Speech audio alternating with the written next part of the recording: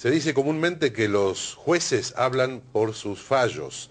Y aquí tenemos al doctor Omar Ayrat, que tampoco quiere expresar mucho acerca de su trabajo, sino que hablen los pacientes que él atienden como testimonio del trabajo, del fructífero trabajo que él viene realizando. Doctor, ¿a quién nos va a presentar hoy?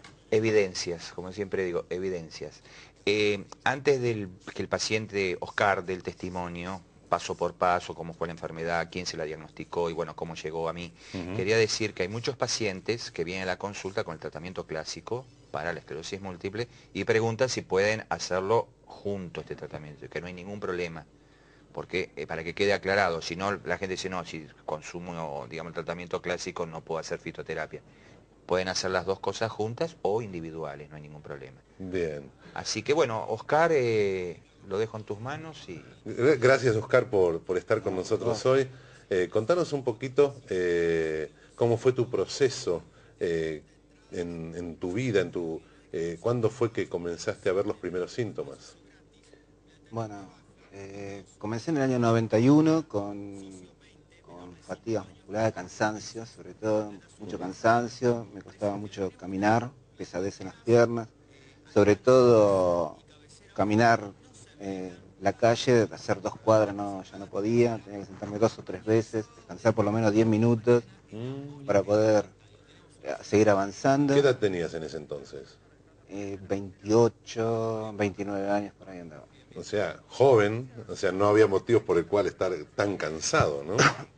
Y no me ¿Practicabas permite, algún sí, deporte en ese bueno, entonces? justamente, hacía deportes y me costaba, ya tuve que dejar, abandonar.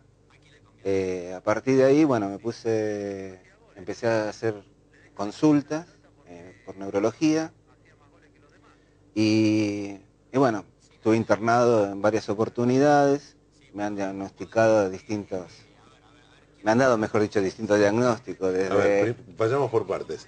Eh, ¿Te veías cansado? Caminar era, digamos, un esfuerzo enorme y de repente decidiste ir a un médico a consultar. Vos sabías, o sea, dijiste neurología, pero no sabías si era neurológico o no. ¿Para vos qué era al principio?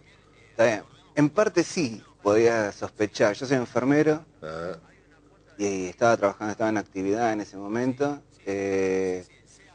Y bueno, me acerco a un neurólogo y fue él el que me deriva a ujú. otro neurólogo que me llevó. Me hicieron una serie de estudios y me dijeron en ese momento que podría llegar a ser una neurovirosis. ¿Qué estudios te hicieron? Resonancia magnética, tomografía computada, potenciales evocados, eh, funciones lumbares, Mm, digo, por lo doloroso, ¿no? Es decir, electromiograma. ujú. Y entonces no daban lo que se dice a No, veces, en ese momento me hicieron un bombardeo con gamma globulina y después corticoides. lo Y clásico, lo digamos. clásico, sí, sí, sí. Pero no ¿hasta cuándo fue que te diagnosticaron esclerosis múltiple?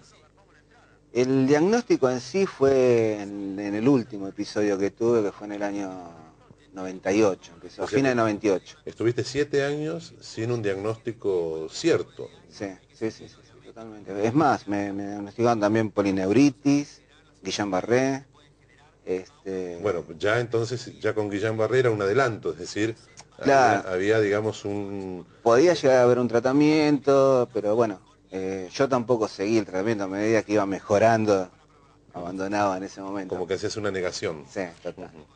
Y entonces en el 98 te En el, diagnostican... no, en el 98 fue la crisis más fuerte que tuve, Ujú. eh, con muchos dolores. Era primero una hipersensibilidad en los miembros inferiores, empezó en la punta de los dedos, en la punta de los dedos en las manos, que fue subiendo paulatinamente y en forma lenta, hasta que me llegó a costar muchísimo pisar, caminar. Parecía como, la sensación era como si pisara sobre vidrios. Después pasé a la otra parte, donde ya sentía como un cartón en la planta de los pies, como que no tenía calzado, como si no pisara Claro. sobre algo, una superficie distinta. Y con mucho dolor, muchísimos dolores. eh, me daban diazepam, también me volvieron a hacer el bombardeo de Gamma gamma globulina. globulina. Ujú.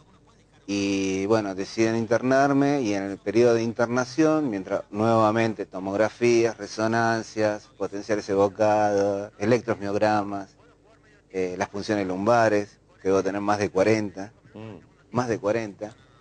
En ese periodo, bueno, yo ya no me podía parar, ya las piernas no me respondían, tenía una hipotonía muy grande. ¿Cómo te movilizabas en tu casa?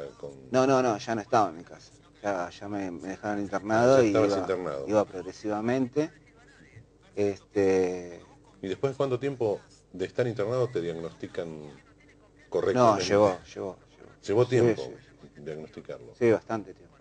Inclusive había perdido, no hablaba normalmente, tenía dificultad en el habla, tenía incontinencia.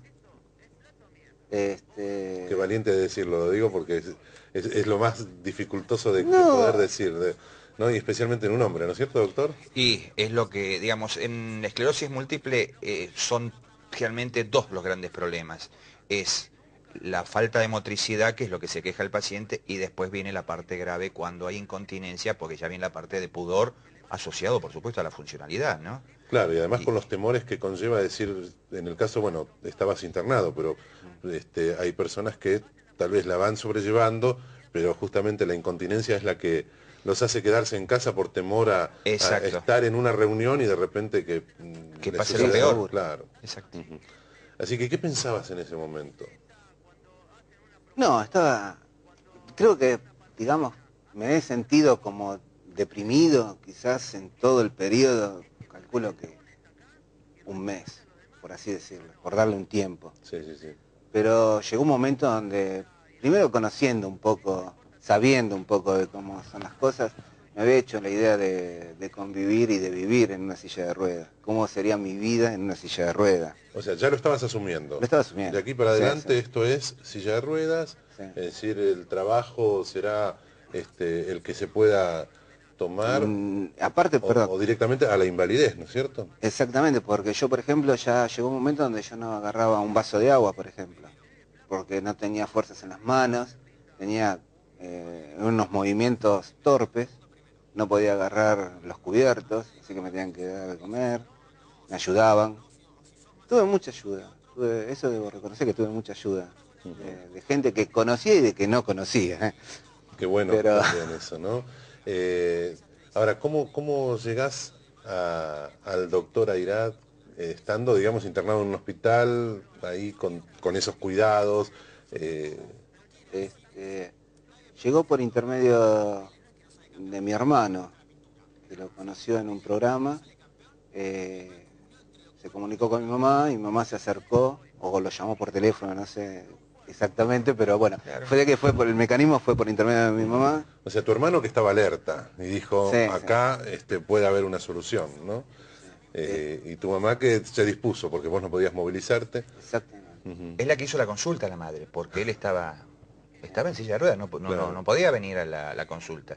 Y fue que, o sea, volviendo atrás, el hermano de él en una nota, en otro programa, quedó sorprendido, me dijo, por favor, si le podía dar la tarjeta. Entonces a la consulta vino la mamá porque él no podía venir a la consulta. Y Y aparte entonces, cuando los pacientes están inválidos o en silla de ruedas, yo no le, generalmente los hago venir recién al tercer o cuarto mes, cuando si las cosas andan bien, ya vuelven a recuperar la funcionalidad, ¿no?, motora de los miembros inferiores. claro. Justo en ese periodo también, ya en el hospital me dan el alta, porque ya no había más estudios, no había más nada que... Era esperar y controles periódicos, semanales, después quincenales, pero ya me habían dado el alta. Yo, si bien tenía tratamientos kinésicos,